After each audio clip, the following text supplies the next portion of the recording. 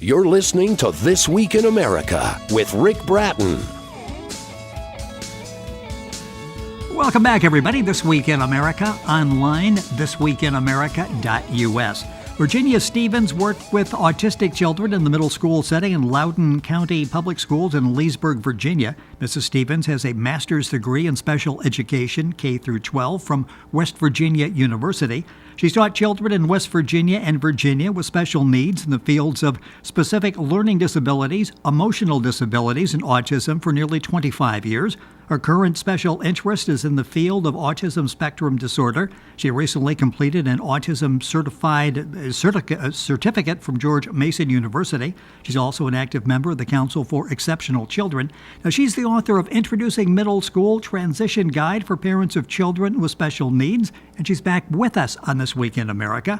Friendly to use, highly informative. The book is a definitive guide for parents with special needs students to aid in the transition from elementary to middle school life, with great tips on fitting in socially and gaining better organizational skills to adjust to the demanding new workload. Parents and kids alike will be comforted by the accessible text and positive tone of this extraordinary guide. Virginia Stevens, author of Introducing Middle School Transition Guide for Parents of Children with Special Needs, back with us on This Week in America. Virginia, welcome back to the program. It's so great to have you with us once again. Thank you. I'm glad to be here. It is such an important book, and it's interesting how this book came about. As I understand, what you had the help of parents and students in putting together the book. Talk about the process of putting this together, because these are people, parents and students, who've actually have lived through this experience. Yes, how this book even came about, I have an autism cohort. It's basically a master's degree in autism from George Mason University, and we had to do a final project. And I decided at the time I was teaching autism, and I thought I'd had parents come back to school night, and I think especially my sixth grade parents that were just starting. They were all walks of life, from satellite engineers to a rocket scientist. Really was not NASA. I wasn't sure if I should curtsy to him, but anyway, it was a whole room full of very educated people, and they were passing a Kleenex box around, and they were telling their stories and what they had been through in elementary school, all from, being diagnosed, eligibility, and they were absolutely wondering what would happen when they reached middle school, because you hear all kinds of crazy stories about middle school. I finally did retire this year, but that would be actually 31 years of teaching. A lot of seventh graders is what I ended up with. But, whether they're sixth graders, seventh graders, or eighth graders with autism spectrum, I particularly had Asperger's. Parents are the most involved parents I know.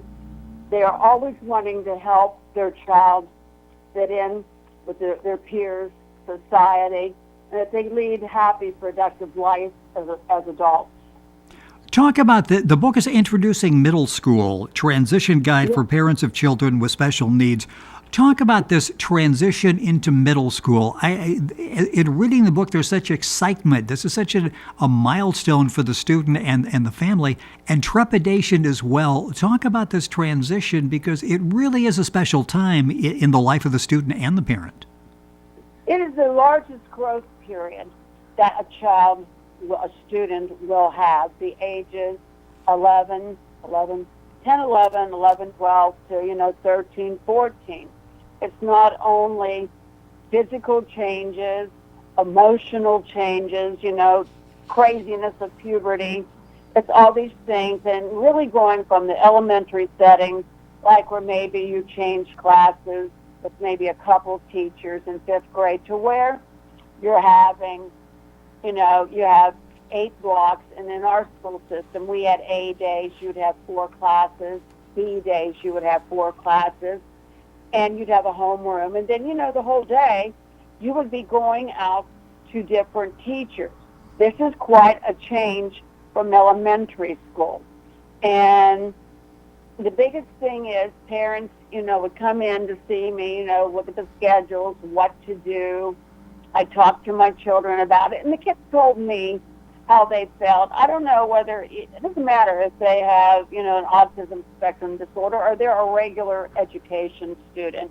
There is trepidation the first several weeks of middle school. They're terrified. Oh, I wonder if I don't get to my class on time. Where the heck is the class? And, oh, am I dressed right? Oh, I can't get my locker open. And these are all the things I talk about in the beginning about it. These are knowledges. Some kids tell me, oh, my God, I thought I was going to put in a locker. I have not known anyone in 31 years that ever got stuffed in a locker. Well, that's interesting. But yeah, you say that's like the number one fear is a bully coming along and stuffing someone in the locker. So that's a common fear, but it doesn't happen. Yeah, it's silly. But, that's what they say. Oh, I'm scared this is going to happen to me. Somebody's going to get a hold of me. I said, no. I said, first of all, we have people in the locker area. Nobody's stuffing you into a locker. And I said, you really take a close look at this locker. I said, you would have to be a gnome. I said, you are not going to fit in the locker. And then, some kids, opening combinations, doing the, it's right, left, right, going around zero, and practicing that. Some children, they had practiced in the summer. Some of them knew to practice with that. And then when we found out it was just too stressful, we just got them a lock to put on their locker and a key. So, they're worried about, am I going to get my locker open? I still have kids, even in 7th grade, they still want, oh, my God, I brought my B-Day folder, and I meant to bring it for my A-Day. And it's teaching them to keep calm about this. This too shall pass. You'll be all right, and staying calm. The calmer you can stay, you're going to make it through your day. It's all right. We make mistakes. We're human. It's all in the book, and the book is so well written, and you tackle all of these issues like that. The book is Introducing Middle School, Transition Guide for Parents of Children with Special Needs. The author, our guest, Virginia Stevens, Masters in Education. The book is available at bookworld.com in the bookstore. You can link on directly by going to our website, thisweekinamerica.us. You start off by talking, and we've touched on some of these, easing student fears about middle school. And it's things that maybe you would sort of take for granted that's a concern for parents as well as the students. Being late for class is something else that's at the top of the list, isn't it? You mentioned before that you go from maybe changing occasionally classes to doing it on an ongoing basis. And that can really be a scary situation, especially in the early stages as you're just getting back to school. Oh, yeah, and it doesn't matter whether it's 6th grade. It can be 6th grade, 7th grade, 8th grade. By the time you hit 8th grade, you're preparing for high school. And there you have more. The classes definitely have gotten harder. There are more expectations on the student. And the whole thing is trying to stay calm, If you have a question in class, please, don't be afraid to ask and raise your hand, but doing it the proper way, not yelling out in the middle of the thing, the class, teaching them that. And, the biggest thing kids also worry about fitting in, am I wearing the right clothes? Middle school, it's a great time, but, sometimes there is meanness and, kids worry about, is somebody going to make fun of my shoes? Are they going to make fun of the outfit? If it's not Abercrombie and Finch, am I a total failure? Kids worry about stuff like that. And then on top of it, they're worrying about and then I've had children that would come up to me and say, Mrs. Stevens, I don't know what to say. Did not know how to make small talk. We know as adults or adults that cannot make small talk. And I sort of put a little section in here. It seems kind of silly, but you actually could cut pieces of it out, put it in a lid to something, whatever you're bringing your lunch in, stick it in your notebook. It's just small talk. I had a little girl that was adorable. People would ask her how she was, and she'd just look at them. And finally, I taught her to say, fine, thank you, and then say back to them, and you. And that started it with her. She didn't know what to say. She didn't say fine or I'm okay or thank you, but she didn't know what, after they said that, she didn't know what to say next. And it's even simple things like that. And you. how are you? And are thinking what subjects to talk about, talking about sports. It can be something you've seen on television, kids see all kinds of music, anything. And learning to listen to somebody, and if they ask you a question, sometimes if you can't think of an answer, ask them the same question back. It's teaching things that you and I do normally. Virginia Stevens, our guest on the program. The book is Introducing Middle School, Transition Guide for Parents of Children with Special Needs. Book available at Book World, at Amazon. You can link on directly by going to our website, thisweekinamerica.us. And you've got a whole chapter in the book devoted to what to say. You've got you talk about a conversation board, which is really a great idea. Talk about how that works, because it's really helpful for the student. I had a couple of students that over time, they just didn't talk, and I could tell they would talk to me privately. They would talk to me because I don't know, they were just comfortable with me. But I gave ideas like there's little things you could cut out, introductions, how to say, hey, how are you, greetings, responses, like the one I told you about, I'm fine, and you. Topics in school, I have a whole list of about 11 of those. Responses like, that's cool, hey, wow, that's fat, some of the things they say today, or, tell me more, different things that say, oh, that's great, or no way, things that they use in the lingo they use today, polite questions, not rude ones or ones that are over the top, just, basic things, even like when do you have lunch, or at what table are you sitting at? There's things people talk about. Kids get lost, like when they're even changing classes, even though they don't have that much time. It's 3 minutes. That still can be a long time when you're wanting to talk to somebody and you're walking down the hall by yourself. I have other topics here: sports, athletics, responses to that, and then just general questions. Because mostly you carry on conversations by asking a question. And then it's that reciprocity. After the person asks, answers the question, what do you say next? And a lot of kids get hung up with that.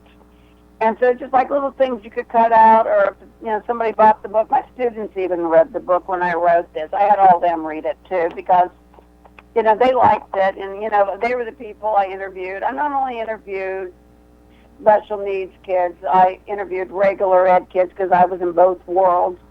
And I just wanted to know what was on their minds when I wrote this. And so this whole section is about things you can say. Yeah, I mentioned... Yeah, it's all laid out there. And I mentioned a whole chapter. I don't mean to imply this book is like 800 pages and it's going to take you 6 months to read the book. I think that section's like 4 pages. The nice thing with all of your topics, you get right to the subject. It's written so I can understand it, so a student could understand it as well. One of the chapters that's really interesting here, and you devote several chapters actually to the topic of organization, and you talk about this really is one of the biggest keys to success. And sometimes we take organization for granted. Talk about some of the common mistakes and what we can do to get around those. Well, I even start with simple things like organization at home. I said, you need to put your book bag, your backpack, whatever it is you're taking to school, when you're finished with your work, in the same place every night. And I said, when you don't, the bus is coming or somebody's coming to pick you up. I said, you panic because you don't know where you put things. I said, organization is not leaving your stuff all over your bed, under your bed, on the kitchen table, and then trying in a hurry in 5 minutes to go pick everything up and throw it in your backpack, because you're going to leave something. And I try to even think of things to help my parents, because they'd get, emails and stuff from teachers, oh, so-and-so didn't have their assignment today. I said, one way you can do it, and I said, you can get whiteboards. And I said, put it up somewhere where I said, it's non-conspicuous, but where the student works. And I said, he can look at his agenda. Everybody least in Loudoun County schools, had to write an agenda. Most of us, as accommodations on the IEP, had to sign, as a teacher, the students' agenda. Some kids were 504 plans. That means that they had ADHD, or attention deficit disorder, hyperactivity, or ADD, but they were not under special education auspices because their disability did not totally affect their grades and other things. Because that is a disability. It's called other health impairment, and you have to have certain markers to be there. But anyway, but sometimes I usually signed everybody's agenda in the room, so nobody knew who was who. It was none of their business. And so I'd say to them, okay, now you see that this is Thursday's assignment. I said, you need to write on the board. If they say the next A day or B day you are having a test, I said, you need to write that on a calendar. Or if they have English papers, as they get older, 6th grade, there's some English writing. As they get older, there's more expectations. And it's in all subjects. Things are, intercurricular. And just to write on a calendar board when things were due, see it in front of you, that helped some children organize that they turn things in on time. Or the assignment got turned in at all. And I always said, if it's something really important, put a sticky on it or something. And for some kids, it really worked to have A-day binders, and then, on other days have the B-day binder. It depends on the schedule. But trying to have A and B days, that's 8 subjects. And, 7 anyway, minus PE, maybe some electives. That is crammed up all in something doesn't work. Then I've had the parents, God bless them, they gave me an accordion folder that had 22 sections to it.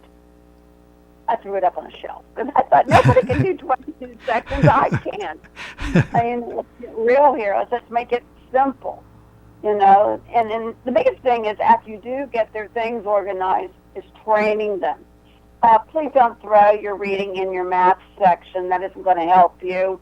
And really training them to see you will stay calmer if you take a little bit of time, or you do it during study hall or in middle school. In my school district, it's resource. That you take the time to organize, put things in the right place. The whole idea, the less stress there is, the more you see a student's, abilities. But the stress wipes out everything. As you can tell in listening to Virginia, everything is really well thought out and laid out in the book. The book is very simple to read. Much more we're going to talk about. In fact, we'll have Virginia back for another program because this is such an important topic. The book is so well written. It's a guide that's been embraced by both parents as well as students. It's called Introducing Middle School, Transition Guide for Parents of Children with Special Needs. Virginia Stevens, Master's in Education, has been our guest on the program, the author. The book's available at bookwhirl.com in the bookstore. You'll find the book at Amazon as well. You can go to our website, thisweekinamerica.us, and link on directly with Book Whirl and get information and be able to order the book. Virginia, a pleasure having you back on the program. So much more to talk about that. We will have you back on the program and continue our discussion. Thank you so much once again for being with us. I look forward to it. Thank you. You're welcome. Once again, the book, Introducing Middle School, Transition Guide for Parents of Children with Special Needs. Our guest, Virginia Stevens, the author. She'll be back with us on a future broadcast of This Week in America. The book available at bookwhirl.com in the bookstore. Information, of course, at our website, thisweekinamerica.us.